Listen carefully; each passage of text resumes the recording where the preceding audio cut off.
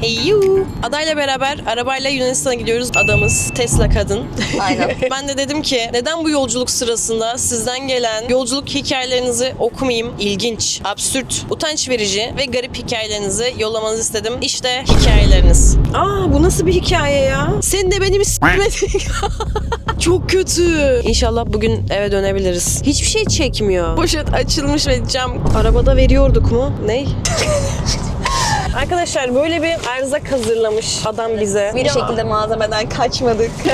En sevdiğim şey yolculuklarda erzak. Savaştamayız. Krax, Probis. Aha, kahvemiz var. Obsession. Kola var. Zero sevmem. At çöpe. Sen içersin. Burada bir şey var. Ya bakalım başka neyimiz var? Mide koruyucu sanırım bu. Fesleğenli kraker. Güzel olduğuna inanıyorum. Biraz daha kahve. Giresunlu kankilerim Finduk. İlk kahvemizi açıyorum ve ilk hikayemize geçiyoruz. Aa kanka pardon. Çok kötü. Abla kuzenim otobüs yolculuğunda ishal olmuştu. Otobüste poşetin içine sıçmıştı. İzin veriliyor mu böyle bir şeye? Poşet getiriliyor bir yerden. Çok Bayağı kötü. Ne kadar cam açsan da kurtarmaz o alanda. Şeymiş ama değil mi? Pencereden atıyorlar. Yan arabanın camına geliyor değil mi? Bir an kahverengi bir şey patlıyor. Otobüste kusarsın falan da otobüste sıçmak biraz şov olmuş. Abla bizim böyle uzun bir arabamız vardı. Minibüs gibi. Ben de öne oturuyordum annemin yanına. Sonra benim aşırı midem bulandı. Normalde çok kustuğum için annem yanına poşet taşıyordu. Neyse benim midem bulandı. Sonra annem açtı poşeti, ben de kustum. Abimler de arkada oturuyordu. Benim kustuğum poşeti annem camdan atmış. İlerlediğimiz için abimlerin oturduğu koltuktaki pencereye yapışmış. Poşet açılmış ve cam kusmuk içinde kalmış. Yalnız niye mışlı hikaye anlatıyorsun? Olay da sen orada değil misin zaten? Görmüyor musun bu olay? Ya bir de bütün anılar neden? Kaka, çiş, kusmuk. 7 saatlik yolculukta küçükken yengeme ağırlığımı vermeyeyim diye işemiştim. Oğlum o senin yengen. Tutmaya çalışırken tutamadı, saldı. Teyze için de kötü. Birisi böyle sıcak sıcak işiyor üstüne. Muhtemelen bir otobüsteler. Adamdan internetin şifresini istedik, vermem deyince annem çocuklar koltuğa kusar demişti. Bu nasıl bir tehdit? İkna edici bence. İkna, bence bayağı ikna edici. Ben bazen korku oyunlarında şey yapıyorum. Çok korkuyorum karakterden falan. Hayır! Bak korkutma beni, işerim diyorum. Güzel bir tehdit. Onu o zaman aileme karşı kullanıyorum bu arada. Gerçekten. Yapacağımdan değil bu arada. Ama çok masumane bir Dur. tehdit. Nedir tehditimiz? Atıyorum konu böyle saçma espriler yaptığımız bir noktaya geliyor böyle. Evet. Bir şey diyor yapmam. İşte o da yap diyor. Bunu yapmazsak işerim masaya çıkıp. Masaya işerim. Tabii böyle bir şey yapmadım daha önce. Daha önce yapmadık. Şaka amaçlı. Benim bir arkadaşım vardı bu arada. Gerçek bir hikaye bu. Üniversitedeyim. Artık evleri ayıracağız. Son sınıfız. Ev dağılıyor. Çocuk erkenden gitmişti. Ve hani eşyaları da bize bıraktı. Ne yapıyorsanız yapın eşyaları dedi. Çocuğun odasındaki eşyaları satıyoruz biz de bir. Dolap gitti. Masa gitti. En son yatak gitti. Yatak gitti. Arkasında 3 tane şişe var. İçi sarı şişenin dolu. Çocuk da bu arada hiç odadan çıkmayan birisiydi. Hani böyle odadan çok nadir çıkıyordu. Mutfağa geliyordu. Tost yapıyordu. Odasına geri dönüyordu falan yani. İşiyormuş pet şişeye ve bunu biriktiriyor. Şimdi eminim ki herkesin başına bir kere gelmiş bir olay okuyacağım. 7-8 yaşlarındayım. Yaz tatilinde İstanbul'a anneannemlere ve teyzemlere giderdik. Yine o günlerden bir gündü. Hepimiz toplaşıp denize gitmeye karar verdik. Her şeyimizi hazırlamıştık. Dolmuşa bindik. Bazı yolcular aralıklı duraklarda iniyorlardı. Ben de bulunduğum yerden rahatsız olup kapı yanına doğru gittim. Benim kardeşim de bizi iniyor zannedip indi. Kimse fark etmedi. Tam kapılar kapanırken annem kardeşimin yokluğunu fark etti. Bana sordu kardeşin nerede diye. Ben de bilmediğimi söyledim. Sonra annem fark etti indiğini. Bizimkiler şoföre durmasını söylüyor ama şoför bir türlü durmuyor. Sonra annem çığlık çığlığa kendini yırtarak bağırmaya başladı. En sonunda şoför durdu. Annem inip hemen kardeşime sarıldı. Bir yandan da ağlıyor ve kardeşimi dövüyordu. Neyse ki sağ salim gittik. Net herkesin başına gelmiştir ya bu olay. Kardeş neden dayak yedi bir anda? İndiği için. Yazık olmuş ona ya. Arada kaynamış. Kurban oldum. Bir keresinde ben de bu şekilde annemi kaybetmiştim. Pazardayız, tamam mı? Ben annemi kaybettim. Annem de beni hiç umursamamış, eve gitmiş. Sonra dolanıyorum falan. İlk o zaman harita hafızamın iyi olduğunu fark ettim. Ben yürüyerek eve gidiyorum. Ev yolunda giderken annem de tabii ki bana doğru geliyor. Beni böyle şapur şupur dövmüştü ya. Ya kadın, beni bırakıp eve giden sensin. Beni niye dövüyorsun? Alo. Seninki daha kötüymüş bu. Evet, beni niye dövdün ya şimdi?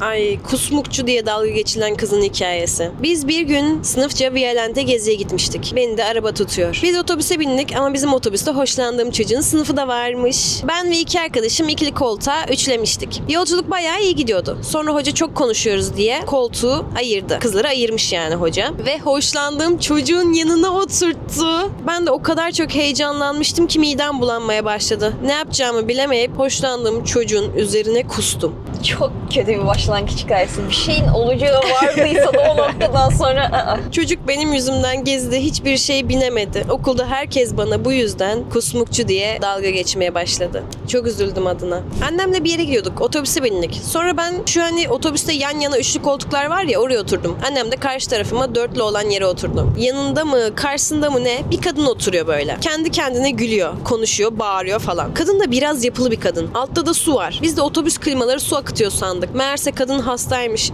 İşeye gidiyormuş. Amuk. tanıdık geldi. Annem bunu fark etti. Bir şey de yapamıyor. Ayakkabısı falan hep çiş oldu. Şoföre bildirdik ama ne oldu o ablaya bilmiyoruz. Kadının yanında oturan kadın da muhtemelen artık çişli. Çünkü hasta olan kadın basenli biriydi. Onun koltuğunu da kaplıyordu. Kendi koltuğuna işediği yetmiyormuş gibi bir de yan koltuğa da işiyor. Arabada veriyorduk mu? Ney? Çok Ay, iyi yanlış anladım, yanlış anlamışım. Dur.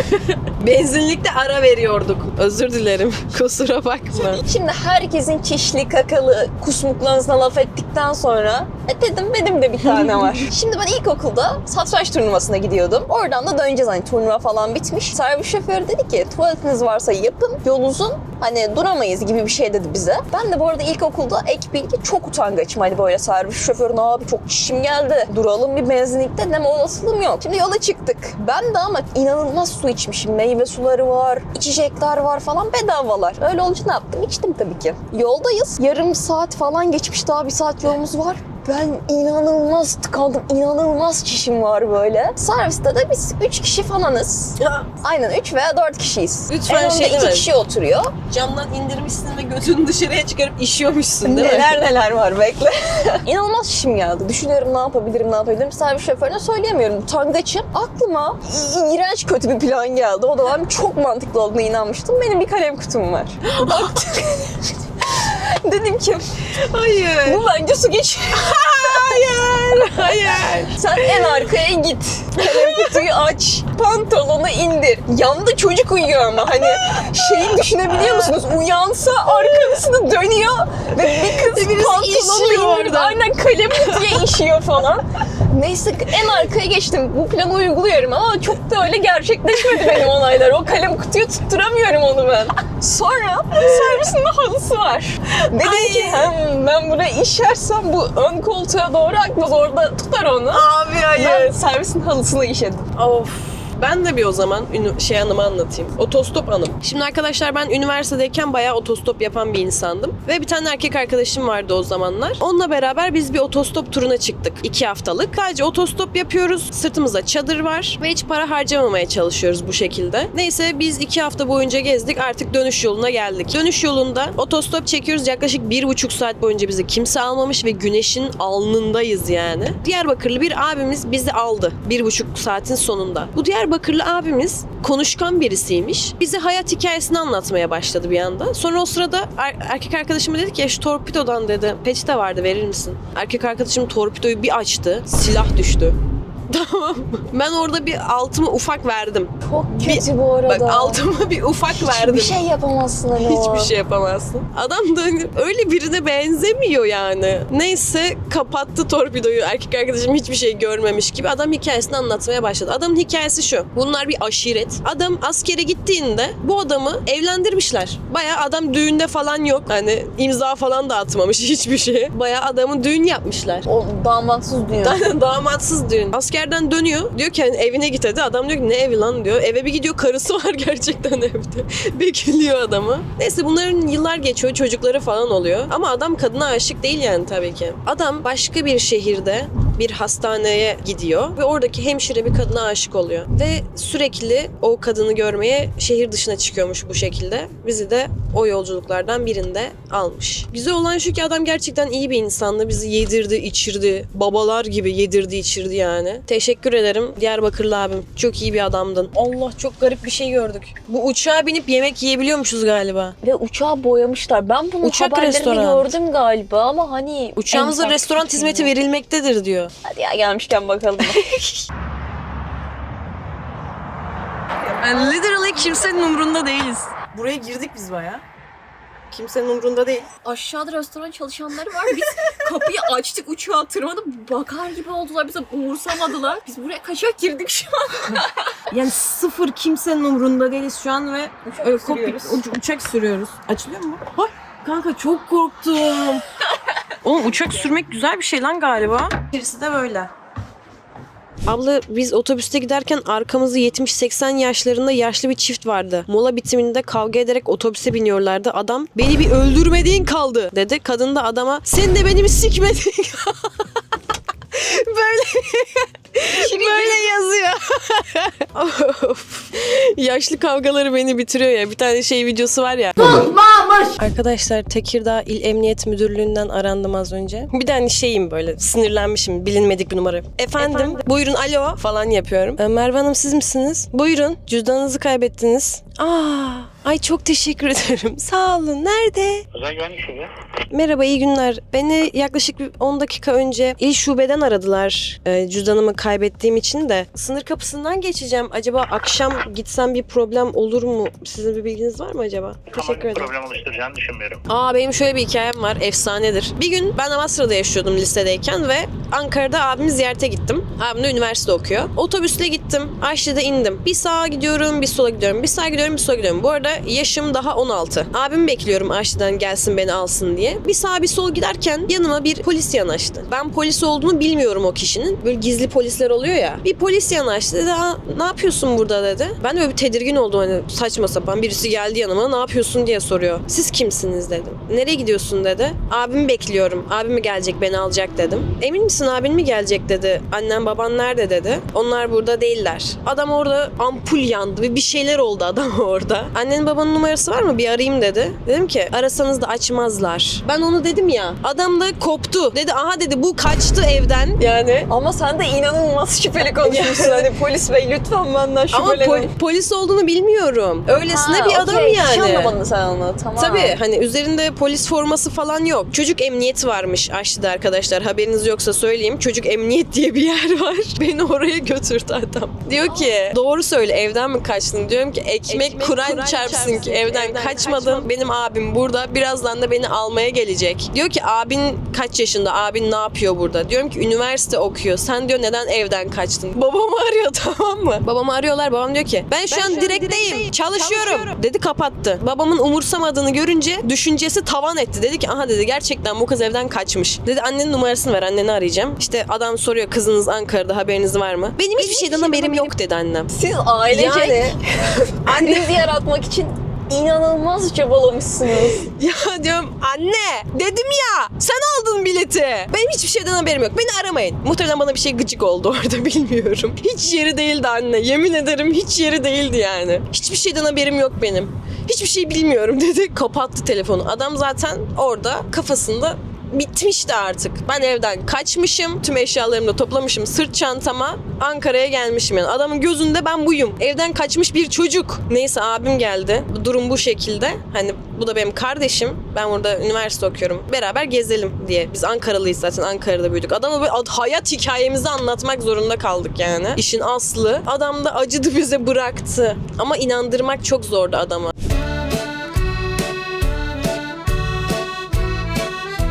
Pasaport kontrol. Paper please. Birazdan öyle diyecekler şimdi. Enteresan bir hikaye geldi. Bunu yorumlayarak okuyalım dedim. Yaklaşık yarım saattir bu arada ilerlemiyoruz. Sınır kapısındayız. Bir gün İstanbul'a gitmek için otobüse bindik. Ve benim de uzun yollarda midem bulandığı için yanıma 3-4 tane poşet almıştım. Otobüse bindikten 30 dakika sonra benim midem bulanmaya başlamıştı. Otobüs süren adam da sanki yarışta gibi sürdüğü için ben de poşeti çıkartmak için çantama baktığımda poşet yoktu. Ve bir kadın benim midem bulandığını anladığı an eczane poşeti verdi. Ben de eczane poşetini kafama bağlayarak yola devam ettim. Küçük oluyor değil mi eczane poşetleri Aynen. spesifik olarak? Muhtemelen şöyle yaptı bak. Ben hayal ettim onu. Ben yapıyordum küçükken çünkü. Şimdi kulağına takıyorsun bunu. Böyle. Böyle devam ediyorsun yolculuğa. Ben bilirim. Sonra bir anda ben kusmaya başladım. Bir baktım poşetin altından bir şey damlıyor. Bir baktım poşetin altı delik. Ve benim sayemde kötü. otobüsün her yeri kusmuk olmuştu. Buradan da otobüs şoförüne sesleniyorum. Ben senin koyayım. Buradan Merve abla seni de çok seviyorum. Umarım ani duygu değişimleri yaşıyor. Abla ben gece otobüste yolculuk yapıyordum. Otobüs mola verince aşağıya indim. Dolandım. Çok da fazla uykum vardı. Mola bitti. Otobüse çıktım. Otobüste karanlıkta. İkram saati geldiğinde ışıkları yaktılar. Ben yanımdaki adamı görünce korkudan birazcık bağırdım. Sonra adama dedim ki kusura bakmayın yanlış yere oturmuşum. Bir arkaydı benim yerim. Sonra fark ettim ki ben direkt yanlış otobüse binmişim. Peki neden adamı gördüğünde bu kadar şaşırdı? Çünkü hani yanındaki kişi normalde o değil. Ama ne bileyim ha, yanlış ya, bilgi bağırıyorsun. Bu arada şehre gireceğiz neredeyse yani. 5 dakika falan kaldı şehre girmemize ve hala herhangi bir şehir ibaresi yok. İnternet çekmiyor tamam hadi neyse ama hiçbir şey çekmiyor. Bu nasıl bir yerdeyiz? Bu nasıl bir şehir? Ve tabelaları da anlamıyoruz. Arkadaşlar şu an şakasız nereye gittiğimizi bilmiyoruz. GPS'imiz de artık çalışmıyor gerçekten. Dillerini bile bilmiyoruz. Ada şu an gelişigüzel araba sürüyor. Nereye gittiğimizi bilmiyoruz şu an. Hedefimiz bir yerde bu internet problemini çözmek. İnşallah bugün eve dönebiliriz. Bir yere çıkıyoruz sanki bak bir şeyler gözüküyor. 34. Abi bize yardım et. Soralım mı interneti nasıl aldın abi diye. Biraz takip edelim onu. Aha durdu mu? Adam gitti. Hadi be. Deme ya. Bir tane dönerci bulduk şimdi. O dönerciye girmek için park yeri arıyoruz şu an. Oh yemek. Kebap pita yiyelim ya. Ne? Ariani mi? Abi bu ayransa savaş çıkar. Chicken souvlaki pita neyse onu alacağım ben. Chicken gibi. Yes. Ayran. Direkt ayran. Trakian tradition. Haklılar. Bir şey diyemeyeceğim. Normal ayran ya. Şey böyle köy ayranı gibi. Ekmeğimiz bu şekilde. Bayağı ekmeği kendileri yapıyorlar bu arada. Yumuşak yani. Bu da Greek saladımız. Ne diyorsun? Benziyor mu bizim dönerlere? Doğru. Türkiye'de 200 liraya bunu alamazsın. 2 böyle malzeme koymuyorlar. Doğru. Ne kadar 150'den falan başladı. Aynen. Güzel ya. Mutlu oldum.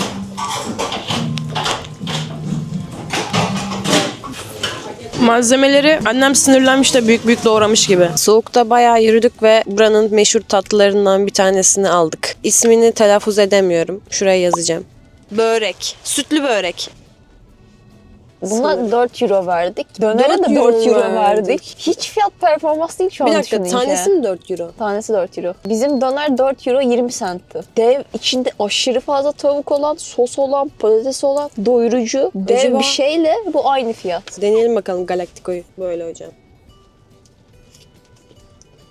Al kanka. Yorumumu sen yiyince yapacağım. Değil mi? Rezil çıkıyor bana yedirmek için yapıyorsun falan. Çok güzel tadı. Bildiğin milföy hamurunun içine tavuk göğsü. Evet, arada bir şey var. Böyle yumuşak bir pastacı Evet. kremamsı bir şey var. Islak böyle milföy kekler oluyor ya bizim orada. Onun ıslak Evet. hali gibi. Tavuk göğüslü börek. Büyük bir tane market buldum şimdi. 5 dakika uzaklıkta bir tane varmış. Orada bayağı bir çeşit varsa İyi. keyifli olur. En sevdiğim şehirlerde market gezmek ya. Çok seviyorum market gezmeyi. Araba geliyor. Bizi algılamayabilir o salak. Durdu mu? Seni bekliyor ya. Kurban Aa. olduğumun ülkesinde. Kibar insanlar. Evet ya. Ya da bizim Türk olduğumuzu Yiyeceğim anlayıp... var ya. Sana korna basmıştı Türkiye'de olsak şimdi.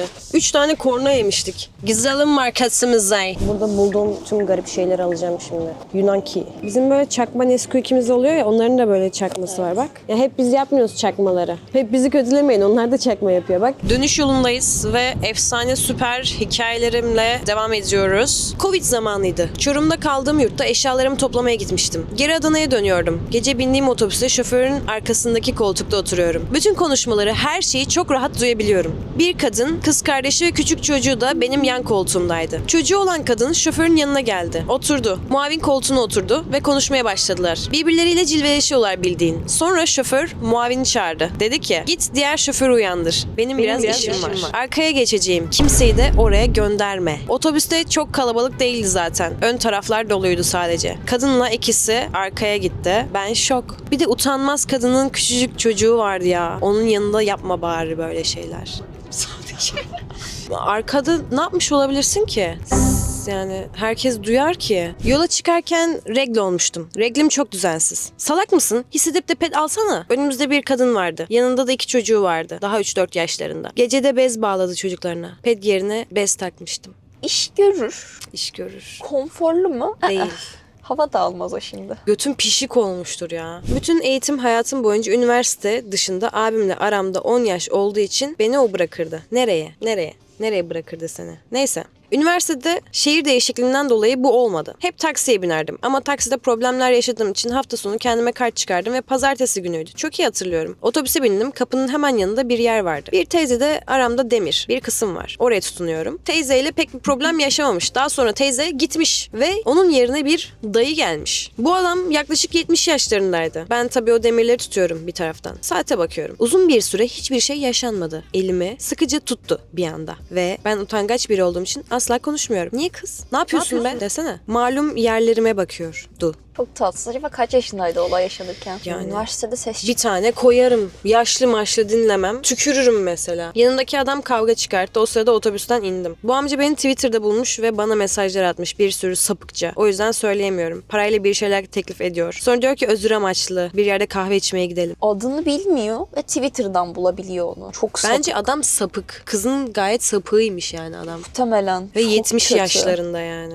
Çok, Allah çok belanı kötü. versin. Abimin buna benzer bir tane deneyimi var bu arada. Onu anlatmak istiyorum size. Abim bir gün belgesel çekiminden dönüyorlar başka bir şehirden. Kayseri'de gece 12'de şeyler tamamen bitiyor. Otobüs seferleri falan. Bunlar otostop çekiyorlar. Bir tane adam duruyor. İşte bu adamın böyle arabasının itmesine falan yardımcı oluyorlar. Adam alıyor bunları. Yolda da sohbet ediyorlar işte. Sen ne yapıyorsun? Abim diyor futbol oynuyorum diyor. Aa, o diyor sen diyor kaslısındır. Ciğerlerin iyidir falan diyor abime adam. Neyse diğer arkadaşlarını bırakıyor. Sıra abime geliyor. Herkes indi ya adam abime şey demiş. Benim bir tane karım var. Hani sanıyorsun ki hani gel bize gidelim dedi. Adam abime yürüyecek sanıyorsun ama yok. Benim karım var. Ben karıma yetemiyorum. Üzüldüm adama. Allah seni kahretsin. Diyor işte ben karıma yetemiyorum. Gelir misin? Abim şok. Ne adamlar var ya. Ne? Karısını mutlu etmek için yoldan çocuk çeviriyor. Daha sonra şey böyle zorla abimin telefonunu almış adam. Aramış böyle sürekli. Gel gel gel diye. Şimdi arkadaşlar yine kuyrukta bekliyoruz. İnşallah Teala izin verirse cüzdanımı da alıp evimize döneceğiz. Yunanlar çok uzun kontrol ediyor. Evet ya. Biz- Bırakın beni. Ben evime gitmek istiyorum. Hadi hoşça kalın. Neredeyse söylemeyi unutuyordum. Cüzdanı kurtardık.